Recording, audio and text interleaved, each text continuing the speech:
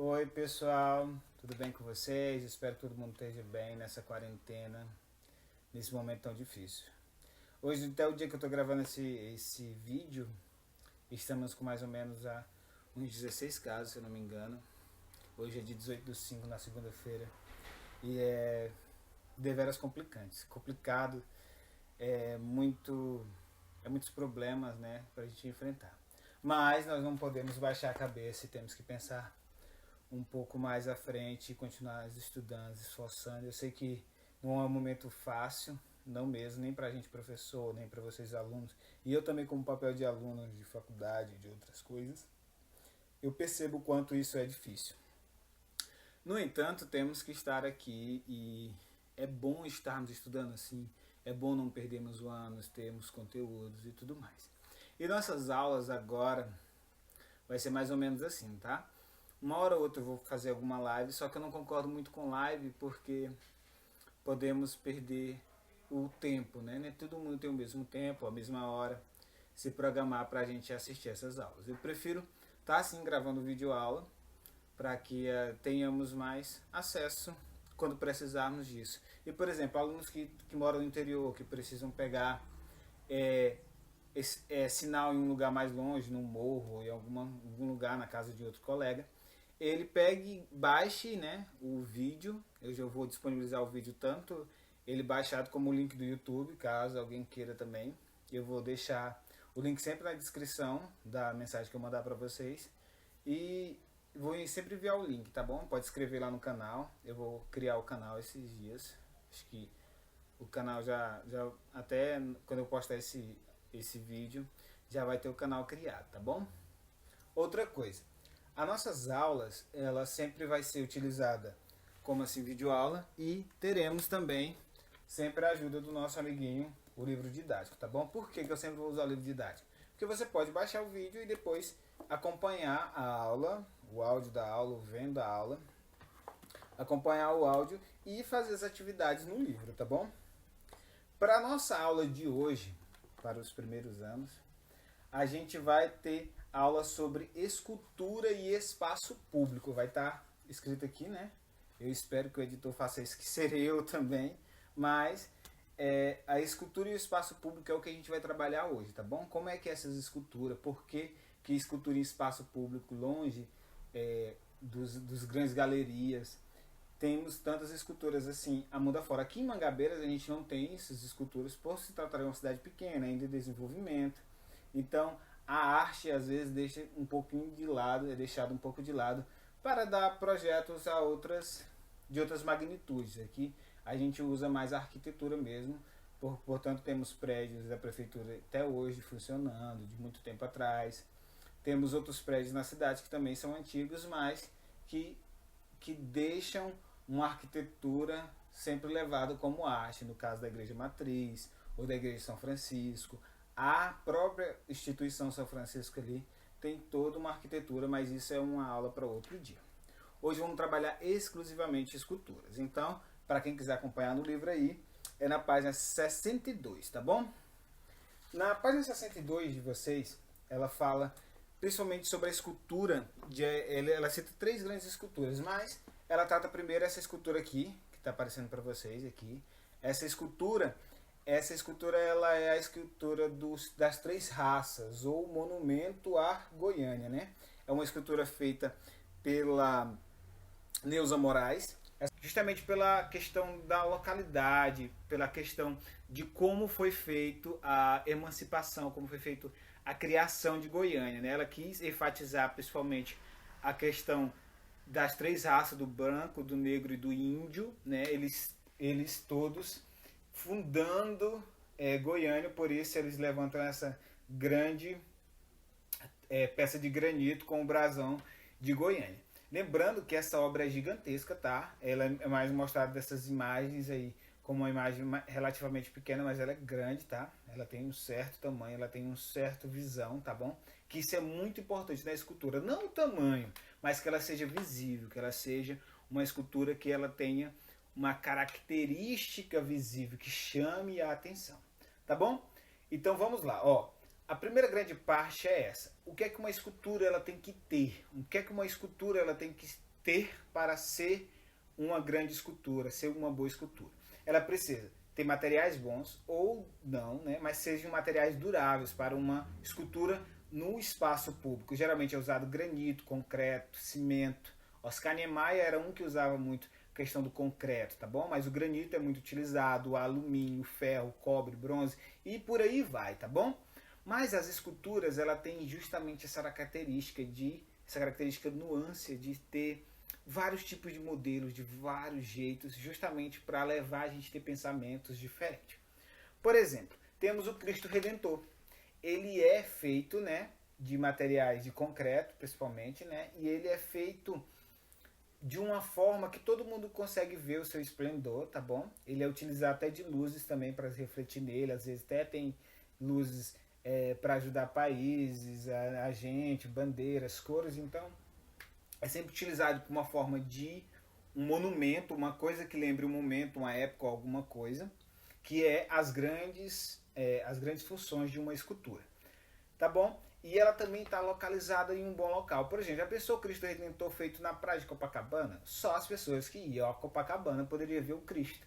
Mas o Cristo Redentor está no Corcovado, numa parte alta da cidade, onde todo mundo pode ver o esplendor de Jesus Cristo. No caso, o Cristo está de braços abertos, abraçando o Brasil, abraçando o Rio de Janeiro. Essa é uma interpretação que eu tenho, que outras pessoas têm, mas não necessariamente a interpretação de uma obra, de uma escultura, tem que ser a mesma, tá bom? Por exemplo, temos essa imagem aqui da Milênio, que é essa escultura, onde ela tem várias coisas retorcidas e é feita de plástico, tá bom?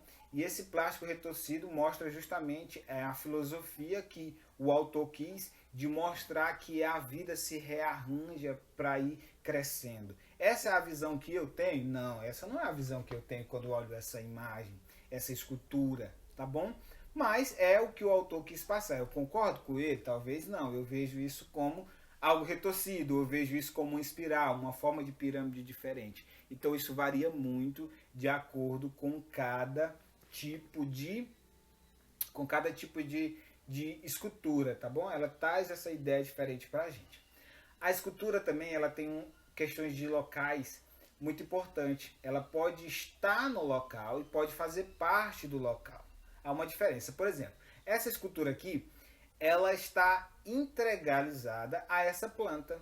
Quando ele fez, ele já quis que justamente alguma planta estivesse lá para servir de que essa mão está segurando uma planta. Então essa escultura ela foi feita integralizada junto com esse espaço público que ali está, esse espaço de todo mundo, tá bom? Então ele fez essa escultura de uma forma uma sacada bem genial. A obra foi feita de forma genial, então esse artista ele é sensacional. E tem outros artistas que levam a crer a ideia de que as coisas podem melhorar, tá bom?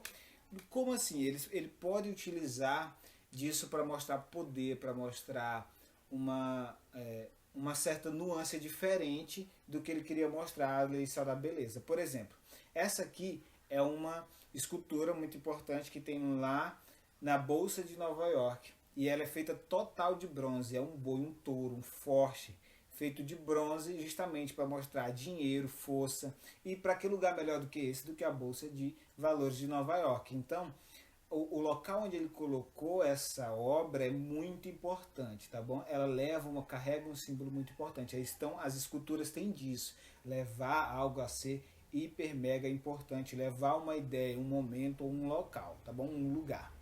Uma ideia diferente, imprime a ideia do autor e inspira ideias novas na pessoa que está a observar. Agora, por exemplo, como temos a Estátua da Liberdade. Essa Estátua da Liberdade ela é feita de bronze, né? Ela é feita de algumas partes de cobre, e enfim, ela é feita de um material metálico que não é muito comum para grandes esculturas, mas ela é como a liberdade de um novo mundo, que era a representação dos Estados Unidos. Para os estadunidenses, para os norte-americanos, isso é um símbolo de poder, de liberdade, de beleza. Mas, por outro lado, por exemplo, para o Iraque, para os vietnamitas, por exemplo, os que sofreram com batalhas com os Estados Unidos, essa mesma obra tem um total significado totalmente diferente para eles. Então, para cada obra, por mais que o autor queira passar uma ideia, a forma da pessoa que vê varia muito, é diferente, ele pensa de forma diferente, tá bom? Ele traz ideias diferentes. Então, essa é a grande sacada, esse é a genialidade de uma escultura traz, é a ideia que ela coloca na gente, tá bom? Às vezes, muito dessas ideias é apenas a ideia simples do autor, mas sempre ela traz alguma coisa que nos faz pensar, como essa escultura aqui, que é do Rodin, o Pensador, né? Essa escultura é muito famosa, é utilizada de vários filmes e vários desenhos, e essa é uma escultura muito interessante, né?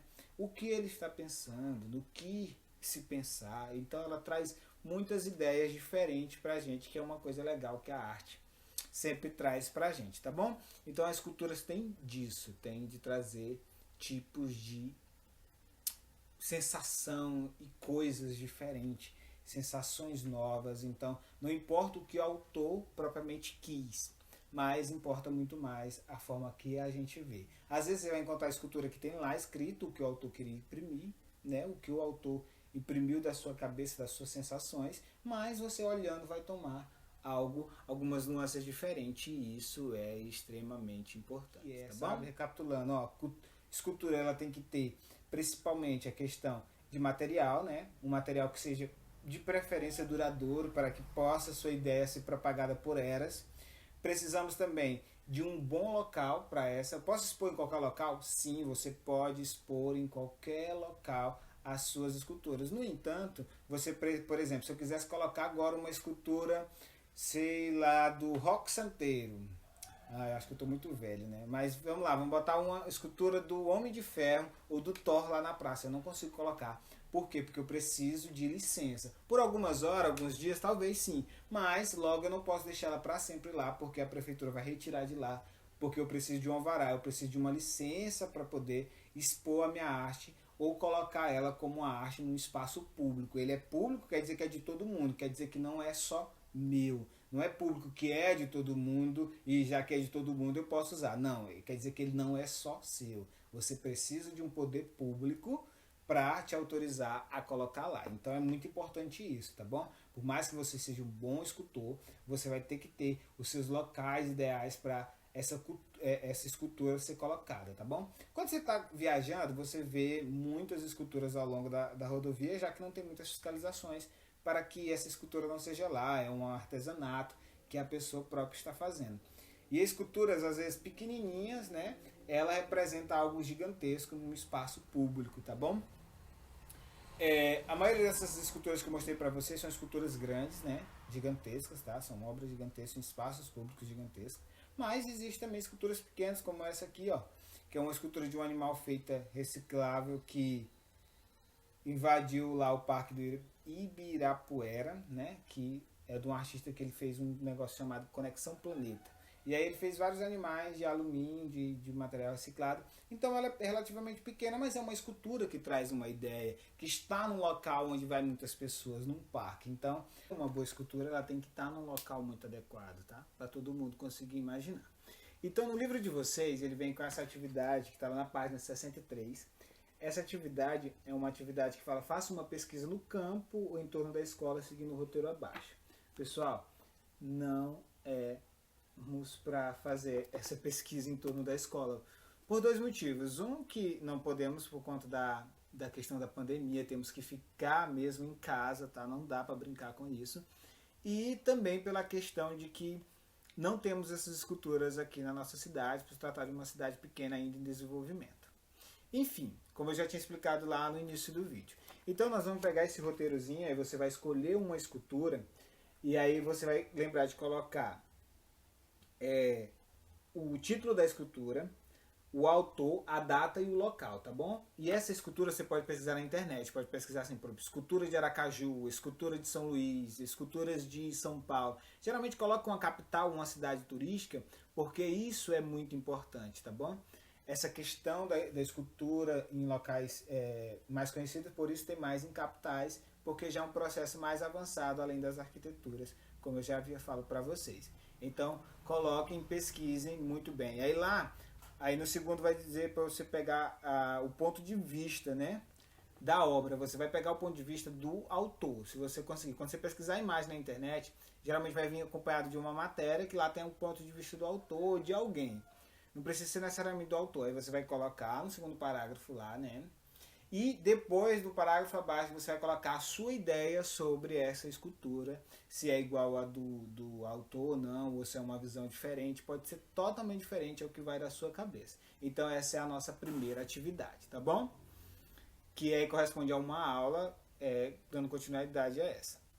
E aí, ainda falando sobre escultura, temos essa escultura aqui, ó, que é uma escultura do Oscar Niemeyer, e essa escultura ela representa principalmente a cabanagem, né? Principalmente não, ela é feita em homenagem à cabanagem, que foi uma revolta populosa que teve no Brasil, de um grande grupo que tomou até Belém e tal. Então essa história eu vou deixar para vocês contarem melhor, mas ela representa muito bem essa questão de ascendência, né, dessa escultura, né, essa parte dessa subida, é justamente por isso, porque ela mostra essa subida e lá no fim ela simplesmente acaba, que é o que aconteceu com a revolta, com essa revolta dessa população. Ela foi muito boa, né? Aí do nada o governo acabou com tudo, abafou, então foi um silêncio mortal. Depois disso, um banho muito sangrento. Então vocês vão contar essa história que aconteceu lá em Grão do Pará para mim, tá bom? Que iniciou lá em Grão do Pará. Então a nossa atividade, segunda atividade, consiste nisso, em você fazer um texto para mim, tá bom? Aqui no livro de vocês, lá na página